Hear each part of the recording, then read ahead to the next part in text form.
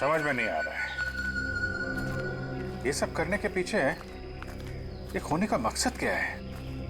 मकसद तो पता नहीं अभिजीत, लेकिन इतना जरूर कह सकती हूँ कि ये एक हॉट ब्लडेड मर्डर है। सोचा समझा किया गया अपराध जो किसी पढ़े लिखे आदमी ने किया है। पढ़े लिखे आदमी? ये देखो, इस खोपड़ी को किसी केमिकल में डुबो कर रखा गया था। केमिकल में? यहाँ जंगल में कोई लैब खोल के रखी है क्या उसने? हो सकता है। एक मिनट।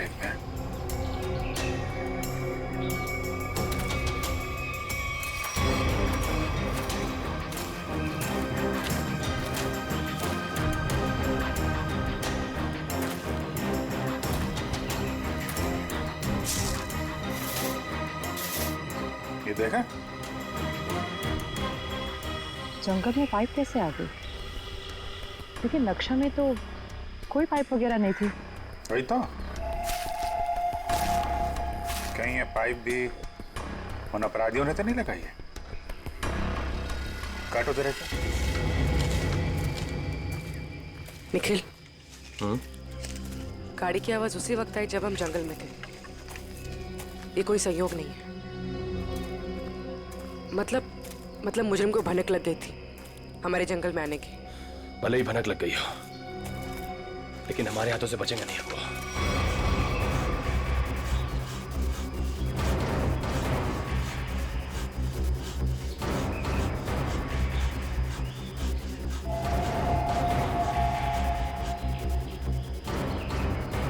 बदबू आ रही है। खून? पाइप में खून है? लोगों को मार के, उनकी लाशों को काट के इस पाइप में से खून भेजा जा रहा है। किसी एक आदमी का काम नहीं है ये, पूरा का पूरा गिरोह है। ये पाइप हमें उन तक पहुंचाएगा। सर, मैंने मिसिंग पर्संस ब्यूरो से पता लगा है। सर, जंगल के पास जो जो लोग गायब हुए थे वो सब कर्जे में डूबे हुए थे।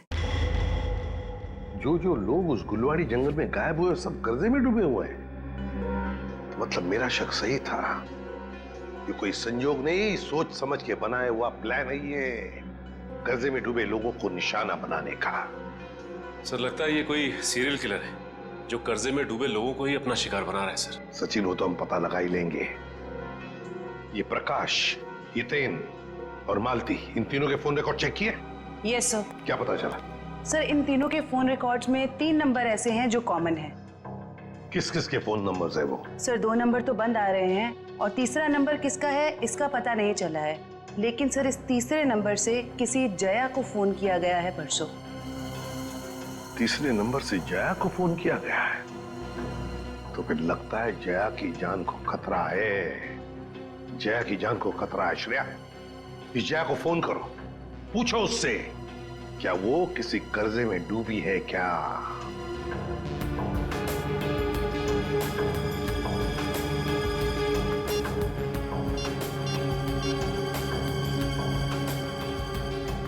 जया, निखिल, ये देखो, टायर के निशान। टायर के निशान? अगर टायर के निशान यहाँ है तो गाड़ी भी कहीं आसपास होनी चाहिए।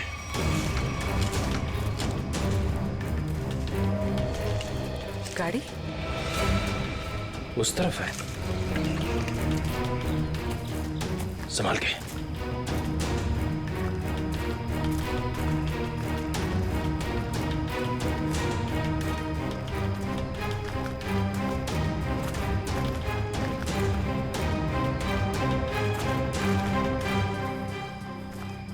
यहाँ तो आसपास कोई नहीं है।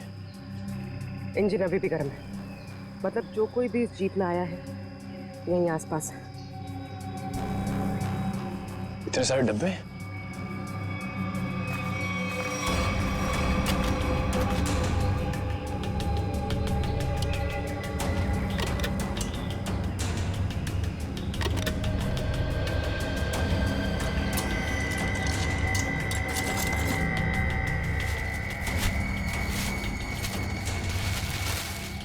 ये तो अस्पताल का सामान है। यहाँ इस जंगल के बीच क्या कर रहा है? वही तो।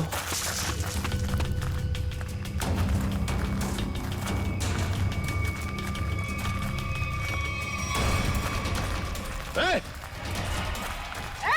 रुक!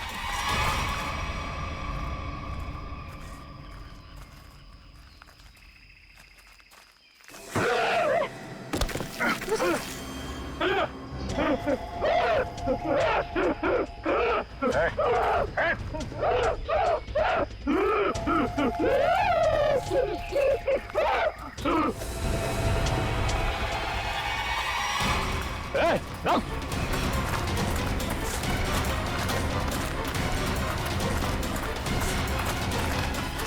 देखो क्या क्या है, क्या बात है, हैं? तुम बोलो, क्या बोलना चाहते हो? कैसे ने तो को नहीं मारा।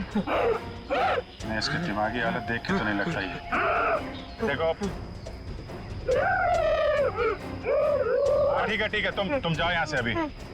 चलो चाप। तुमने गोली क्यों मारी? वो बेचारा डर के भाग गया।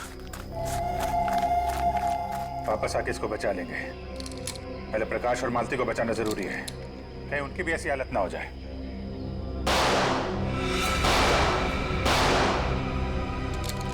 गोली की आवाज? कहीं निखिला पूरी मुसीबत में तो नहीं? लेकिन उन्हें ढूंढेंगे कैसे अभी? जिधर से गोली की आवाज आई है उधर। देखो प्लीज, जब तक मुझे पैसे नहीं मिलेंगे तुम फोन पे ही रहना।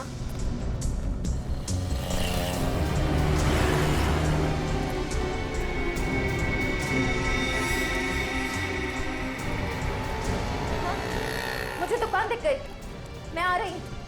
नहीं, तुम फोन मत रखना प्लीज, मैं पहुंच गई।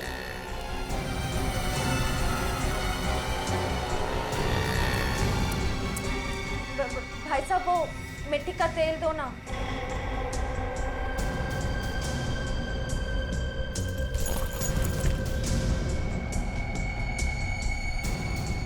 मैं सीआईडी ऑफिसर हूं। सीधे से बता दे किसके इशारे पे तूने मुझे बैग दिया, वरना ससुराल की सैर करनी पड़ेगी। वो जा रहा है, नीली कमीज वाला, फोन पर। मैं हूँ रिशिता, वो ब्लू शर्ट वाला। बस बहुत घूम लिया। तुम?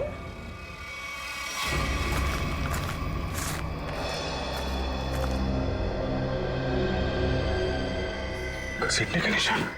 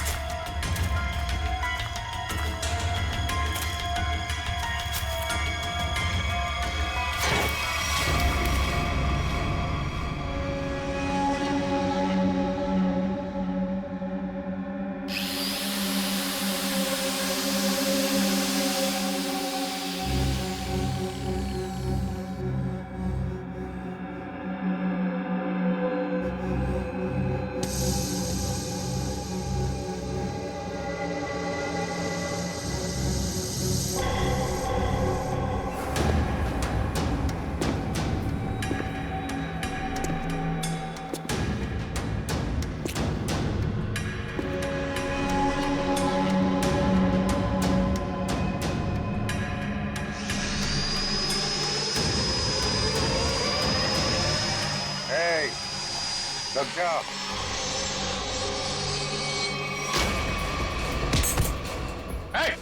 रुक जाओ, नहीं तो इसकी खोपड़ी उड़ा दूंगा।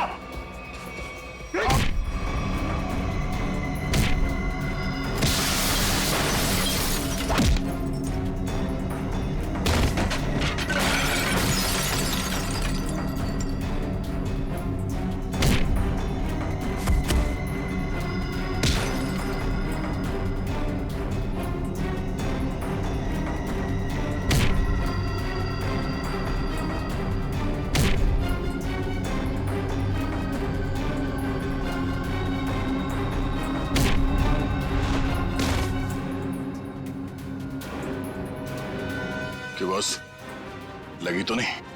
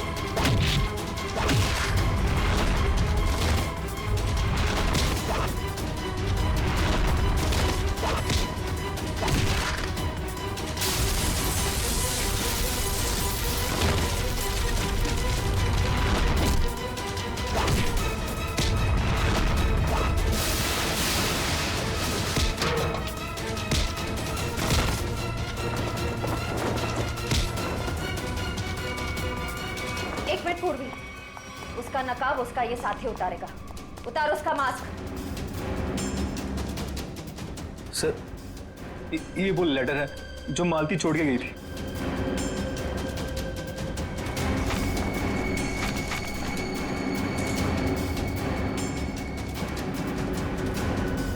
आप क्या कह रहे हैं सर? हम ऐसा क्यों करेंगे? पैसों की लालच में तुम इतनी गिर गई, तुमने इंसानियत को शर्मसार कर दिया। यहाँ तक कि अपने पिता समान ससुर तक को नहीं छोड़ा तुमने।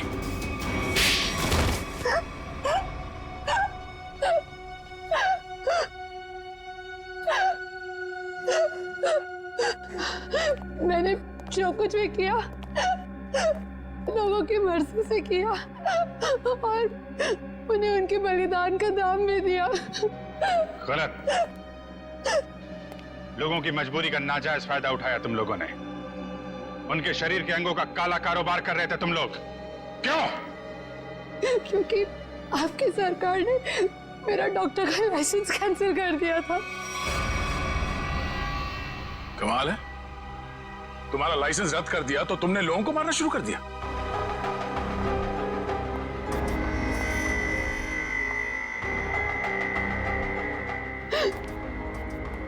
तुम्हारे आड़े टेढ़े एक्सपेरिमेंट ने यह हाल कर दिया लोगों का।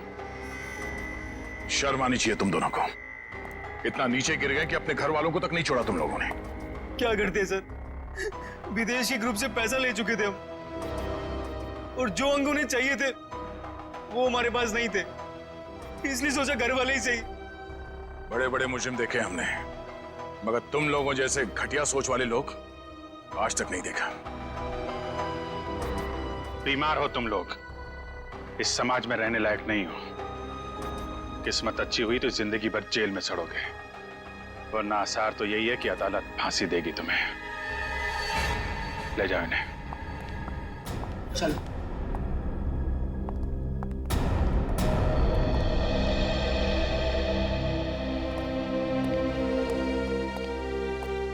इनका किसी अच्छे अस्पताल में इलाज करवाते हैं। चल।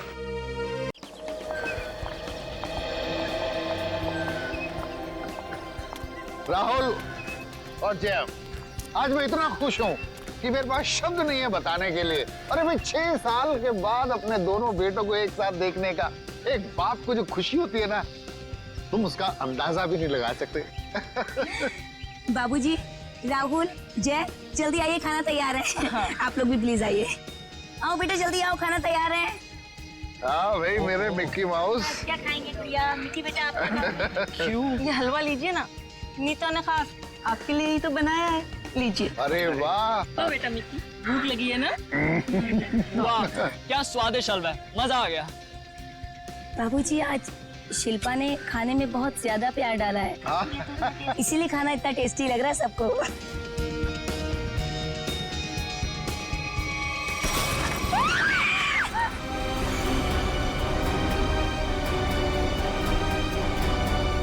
ये क्या?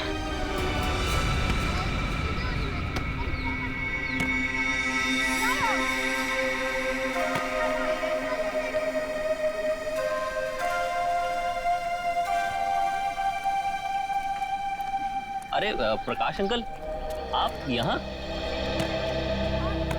अंकल नमस्ते। नमस्ते अंकल। नमस्ते अंकल मैं तेज बीविंग में रहता हूँ। माफ करना बेटा, मेरा ध्यान कहीं और था। कोई बात नहीं। अंकल आप यहाँ धूप में अकेले बैठ के क्या कर रहे हैं? बेटा सुनील घर की चाबी देना भूल गया, पर फिक्र की कोई बात नहीं, वो आता ही होगा। अंकल तो हम सुनील जी को फोन लगा देते हैं, उन्हें तो आते आते शाम हो जाएगी। अरे नहीं, काम के वक्त उसको फोन करके परेशान मत करो। जैसी आपकी मर्जी अंकल, लेकिन कम से कम आप हमारे घर पे आके इंतजार कर लीजिए। नहीं मुझे चलेगा, मुझे अकेला छोड़ दो।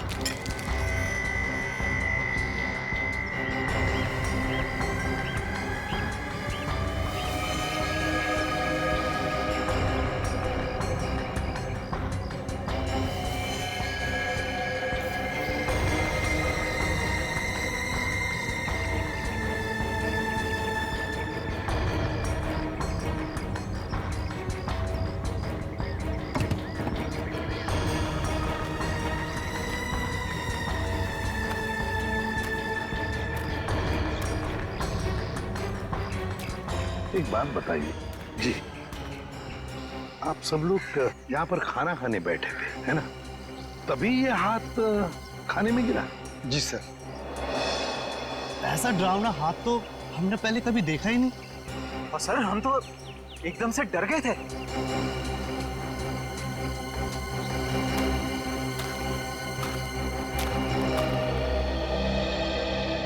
सर आपने हाथ तो देखा ही ना सर, गला नहीं है लेकिन खून पूरी तरह से सूख चुका है।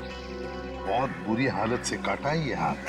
अगर ये हालत इस हाथ की है, वही सोच रहा हूँ जिसका ये हाथ काटा गया है उसके और शरीर के हिस्से का क्या किया होगा। सर क्या ये हाथ देख के हम पता नहीं लगा सकते कि ये आदमी का हाथ है या किसी औरत का हाथ है? ये तो सारुण के बताएगा, उसका काम है।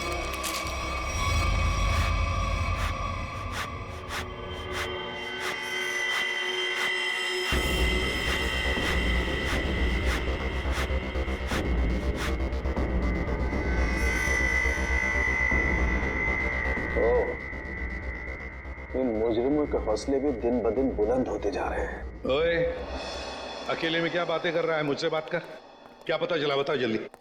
बस जिस किसी का भी हाथ है उसका डीएनए मरने वाले की कहानी पुकार पुकार कर बता रहा है। ऐसी क्या कहानी बता रहा है सर? सचिन, जिस किसी का ये हाथ है उसकी उम्र 40 से 45 साल की है, और बॉस इसके साथ जो कुछ हुआ है उसे सोच करके भी रोंगटे खड़े हो जाते हैं। रोंगटे खड़े हो जाते? क्यों सालूं के सब?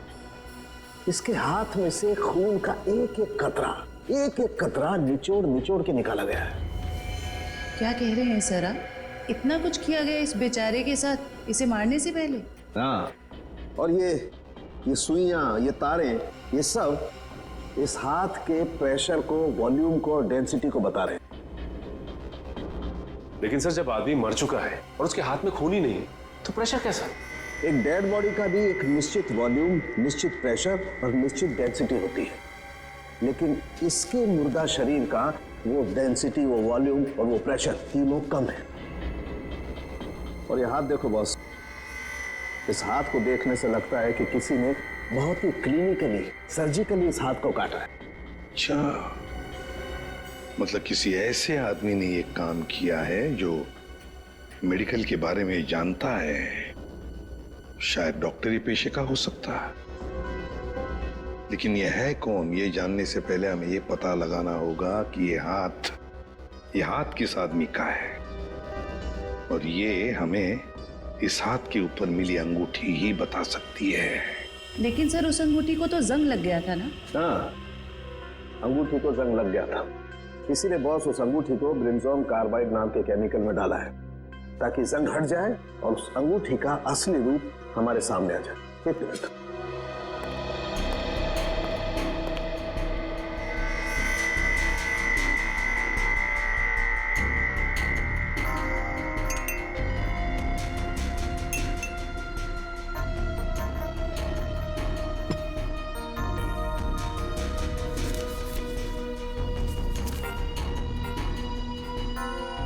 ये देखो बॉस, ये अंगूठी एकदम साफ।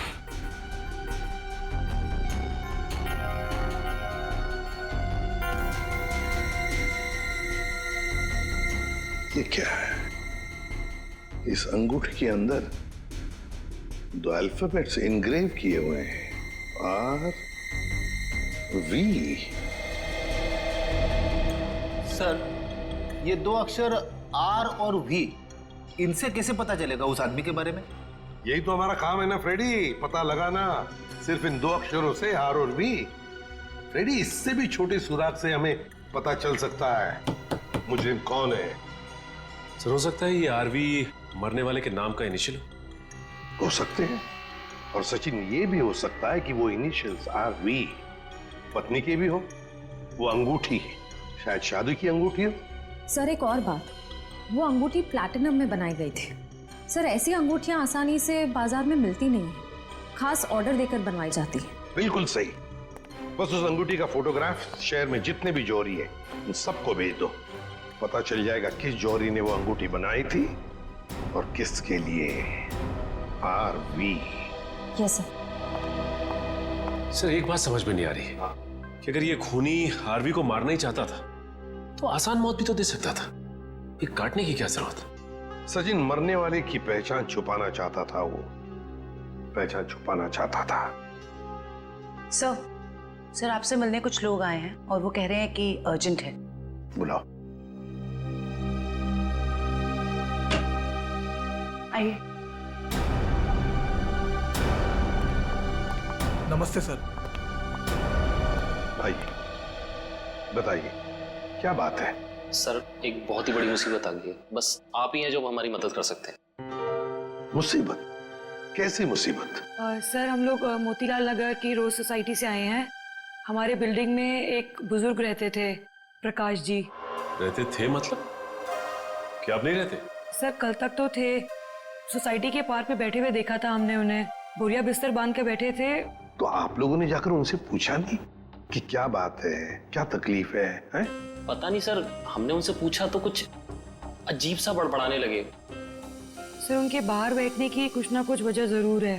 क्या वजह हो सकती है? सर उनका सौतेला बेटा सुनील बहुत ही ज्यादा बदतमीज और झगड़ालू किस्म का इंसान है वो। सर हमें लगता है उसी ने ही सामान सहित अपने पिता को घर से बाहर निकाल दिया है।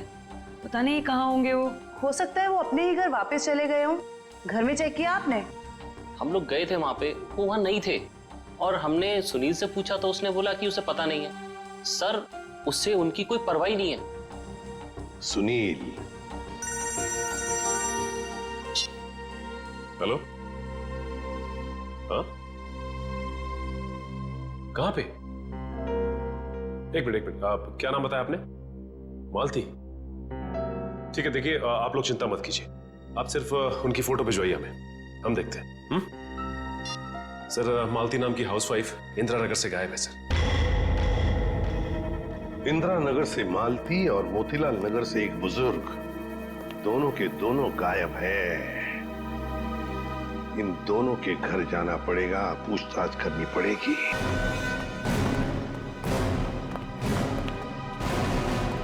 सर हमने मिस्टर सुनील का घर अच्छे से चेक किया, प्रकाश जी नहीं है वहाँ पे, और ना ही कोई ऐसा सुराग मिला है जिससे प्रकाश जी के बारे में कुछ पता चल सके। सर मैंने कहा था ना कि मुझे कुछ नहीं पता कि वो कहाँ चले गए। प्रकाश जी तुम्हारे सौतेले पिता थे, तुम्हारे उनके साथ अक्सर झगड़े हुआ करते थे, है ना? क्यों? सर झगड़े होते थे, पर किस घर में झगड़े नहीं होते। इसमें सौतेली वाली बात कहाँ से आ गई सर? सगे बाप बेटों में भी तो झगड़ा होता है ना। मैंने उन्हें हमेशा सगे से ज्यादा समझा। अगर इतना प्यार था तो फिर उन्हें बाहर क्यों छोड़ दिया? सर उन पे घर की डुप्लीकेट चाबी थी, चाहते तो घर में बैठ सकते थे। सर मुझे तो लगता है कि इन दोनों ने मजबूर किया होगा उन्हें घर छोड़ने के लिए। आप क्या कह रहे हैं सर? हम ऐसा क्यों करेंगे? सर आपको क्या लगता है मैं अपने पापा के साथ कुछ गलत करूंगा? सर मेरे पापा को ढूंढ के ला दीजिए सर। हाँ प्रकाश जी को तो हम ढूंढ कर निकालेंगे ही निकालेंगे, वो तो हमारा फर्ज है। लेकिन एक बात याद रखना, अगर पता चला तुम लोगों ने अपने पिताजी के साथ कोई गैर बर्ताव किया है तो अच्छा नहीं होगा, समझे?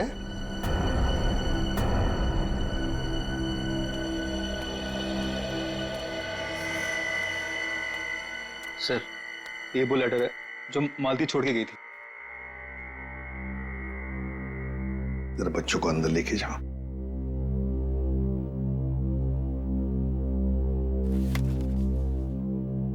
मैं मालती अपने पूरे होश में बिना किसी दबाव के ये खत लिख रही हूं। मैं अपनी रोजमर्रा की आम जिंदगी से इस घर गृहस्थी से तंग आ गई हूं और अपनी मर्जी से छोड़ के जा रही हूं। मुझे माफ कर देना विनय, माफ कर देना राहुल। कुछ दिन आप सबको बहुत तकलीफ होगी मेरे बिना, मगर फिर आदत पड़ जाएगी। मेरे वापस आने की उम्मीद मत रखना, हमारा साथ यहीं तक ही था। मालती। सर, ऐसे कैसे कोई पत्नी अपने बसे बसाए घर को छोड़ के जा सकती है? वही तो। वो मैं कल बच्चे को स्कूल छोड़ने गई थी ना, तब वो मुझे वहां मिली थी, तो मुझे उसका बर्ताव कुछ अजीब सा लगा। कुछ अजीब सा लगा मतलब? कैसा लगा आपको? मतलब वो बच्चे के सामने रो रही थी सर। हमेशा अपना और पापा का ख्याल रखना। आप कहीं जा रहे हो क्या? मैं भी चलूंगा आपके साथ। नहीं बेटा, मैं कहीं नहीं जा रही। और रोते रोते उसने बच्चे को वैन में बिठाया और वो सब्जी लाने के लिए चली गई, और जाते जाते उसने अपना मोबाइल फोन भी तोड़ दिया। ये तो बड़ी अजीब बात है। कैसे गई वो वहां से? वो ऑटो से गई सर। और कहाँ गई, कुछ पता चला? मेरा मतलब है क्या सुना आपने? नहीं, मैं सुन नहीं पाई सर। चलो ठीक है, thank you very much. Sachin, Motilal Nagar और इंदिरा नगर के जितने भी रिक्शा वाले हैं उन सबको प्रकाश जी और मालती के फोटोग्राफ्स दिखाओ। एक्सक्यूज मी भाई साहब, इस आदमी को आपने यहाँ कहीं देखा क्या? नहीं सर, इनको कभी नहीं देखा। अरे आप ध्यान से देख के बताइए, हो सकता है कभी आपकी टैक्सी में बैठे हो। टैक्सी में तो दिन भर में बहुत लोग बैठते हैं साहब, हर किसी का चेहरा याद रखना मुश्किल रहता है। शुक्रिया।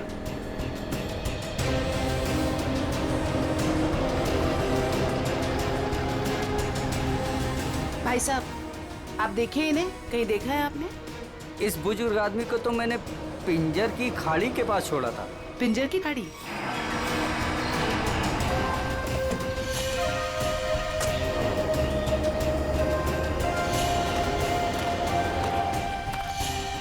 साहब, ये औरत कल पक्का मेरे साथ मेरे ही ऑटो में गई थी। अरे मैडम, यहाँ इस सुनसान जगह पे कहाँ रुकवा दिया ऑटो? आगे सारा जंगल ही जंगल है। और साहब एक और बात बताऊं, वो औरत ना मुझे बड़ी अजीब सी लग रही थी साहब। पूरे रास्ते रोती हुई गई और मोटी डोंगरी की गुफा के पास इसने मेरी ऑटो रुकवाई और उतर के चली गई। मैंने कहा भी कि मैडम अपने बाकी के पैसे तो लेते जाइए, लेकिन उसने पीछे मुड़कर देखा ही नहीं, बस जंगलों की तरफ बढ़ती चली गई साहब। जी सर। अरे जयवंती जरा देखो, देखो जरा ये टैब में मोटी डोंगरी की गुफा और पिंजर की खाड़ी। सर, ये दोनों इलाके तो कुलवाड़ी के जंगलों के आसपास हैं। काफी सुनसान इलाका लग रहा है सर। हाँ, इस इलाके में 20 किलोमीटर तो जंगल ही जंगल है, लेकिन ये दोनों ऐसे घने जंगल में उतरे क्यों?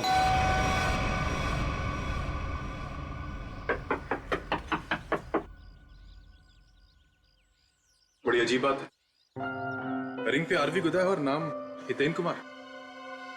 हो सकता है इस घर के किसी और सदस्य के नाम के इनिशियल्स हुए हैं, क्योंकि उस जौहरी को पूरा यकीन था कि इस रिंग का ऑर्डर इसी घर में से किसी ने दिया है। जी कहिए। नमस्ते, हम सीआईडी से हैं। सीआईडी? अंदर आइए।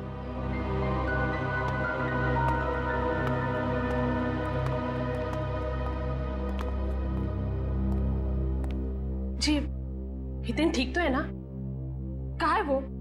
आप उन्हें साथ नहीं लेके आए?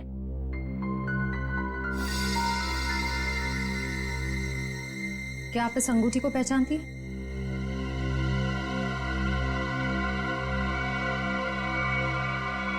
संभालिए अपने आप को। मैम, ये लीजिए। Thank you. क्या आप बता सकती हैं कि इस अंगूठी पर जो आरवी इनिशियल्स बने हुए हैं, इनका क्या मतलब है? अपने माता पिता के नाम पे गुंदवाया था इन्होंने। ससुर जी का नाम राकेश था और सासू माँ का नाम विनीता।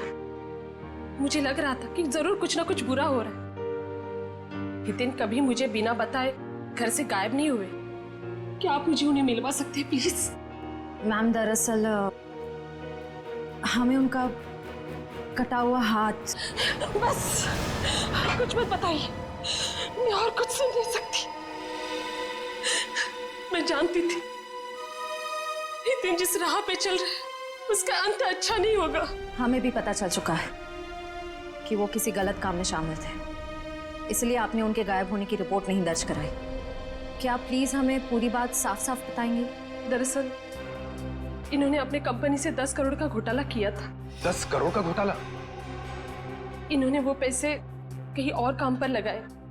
पैसे तो डूब गए, लेकिन जब कंपनी ने उनके पास पैसे की डिमांड की तो उनके पास पैसे देने के लिए एक फूटी कौड़ी भी नहीं थी। फिर क्या, कंपनी ने इनके ऊपर केस कर दिया। हमारा घर नीलाम होने के कगार पर आ गया। मुझे लगा शायद इसलिए 3 दिन पहले घर से गायब हो चुके हैं। और इसलिए आपने उनके गायब होने की रिपोर्ट दर्ज नहीं कराई? नहीं, दरअसल अचानक मुझे इनके कंपनी से कॉल आया। किसी ने कंपनी की रकम चुकता कर ली है। मैं खुश हो गई कि शायद ही आप वापस आएंगे। एक मिनट, वो 10 करोड़ रुपए जो हितेन ने कंपनी से चुराए थे वो किसी और ने चुकते किए? किसने? पता नहीं, किसी ने इनके कंपनी के अकाउंट में वो रकम डलवा दी थी और एक चिट्ठी छोड़ी कि ये रकम वही है जो हितेन ने उनकी कंपनी से ली थी। बड़ी अजीब बात है मैम, कोई और हितेन के पैसे क्यों चुकाएगा, वो भी 10 करोड़? इसके पीछे जरूर कोई गहरा राज है। मैम, आपके रिश्तेदारों ने या दोस्तों ने हितेन को ढूंढने की कोशिश नहीं की? कोशिश की न। हितेन की गाड़ी भी मिली गुलवाड़ी जंगल के पास, लेकिन हितेन का कुछ पता ही नहीं चला। गुलवाड़ी जंगल।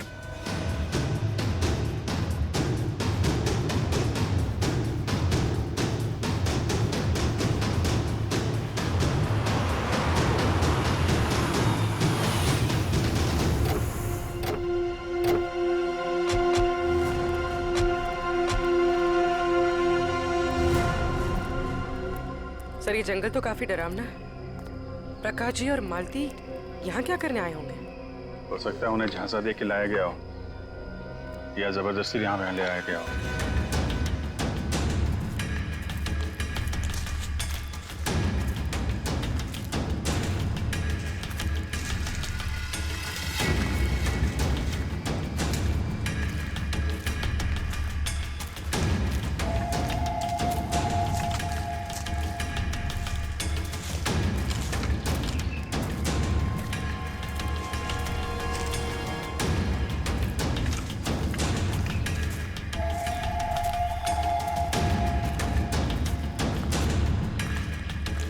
एक मिनट अभिजीत,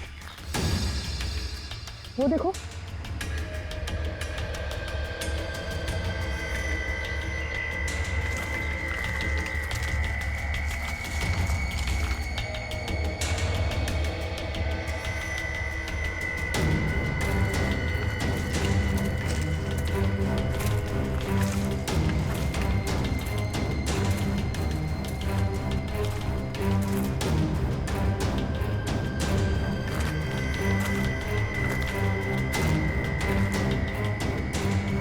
इतने सारे कपड़े, ये जूते, ओह माय गॉड, खून देखा? Oh no.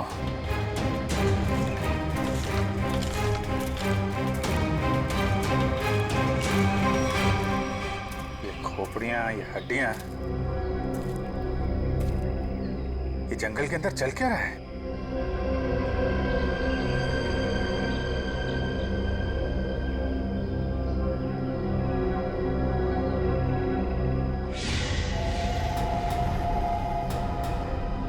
कौन है? कौन है वहाँ?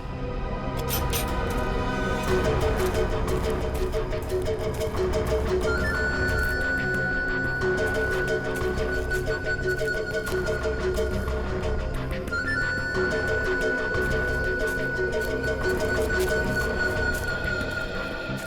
हुआ? वहां तो कोई नहीं है सर। सर वहां पे कुछ था सर। सुनसान जंगल में कौन हो सकता है? ये इतने सारे कपड़े, जूते और ये हड्डियों को देखकर लग रहा है कि अलग अलग उम्र के लोगों को शिकार बनाया गया है। बहुत खतरनाक अपराधी है। मासूम भोले भाले लोगों को यहाँ बुला के मार डालता है।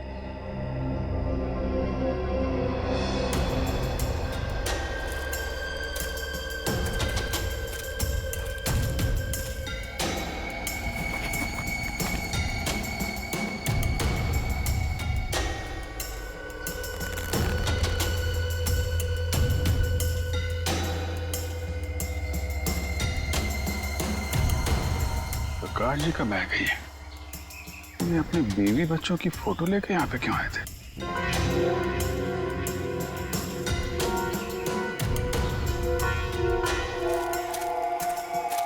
ए रुको! क्या हुआ? सर वहां पर कुछ अजीब सा था सर। गाड़ी क्या हुआ सर? सर जंगल में कोई आया है? तुम लोग देखो जरा जाके।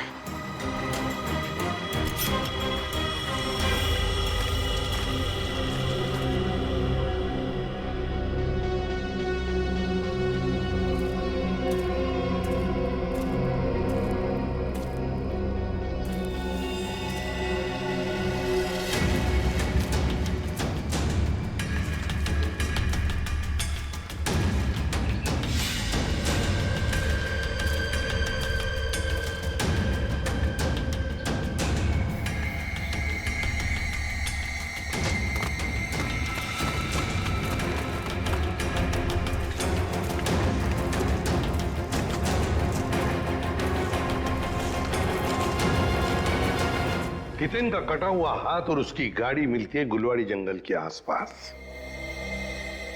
समझ में नहीं आ रहा, पता नहीं क्यों सचिन, मुझे ऐसे लग रहा है कि हितेन का केस, मालती का केस और प्रकाश जी का केस, इन तीनों केसेस का आपस में कोई ना कोई संबंध है, कोई ना कोई संबंध है। सर प्रकाश जी और मालती के बारे में कुछ और पता चला है। क्या? सर ठीक हितेन की तरह ही प्रकाश जी और मालती दोनों कर्जे में थे। प्रकाश जी के बेटे को 5 लाख रुपए देने थे और मालती जी का घर गिरवी रखा था।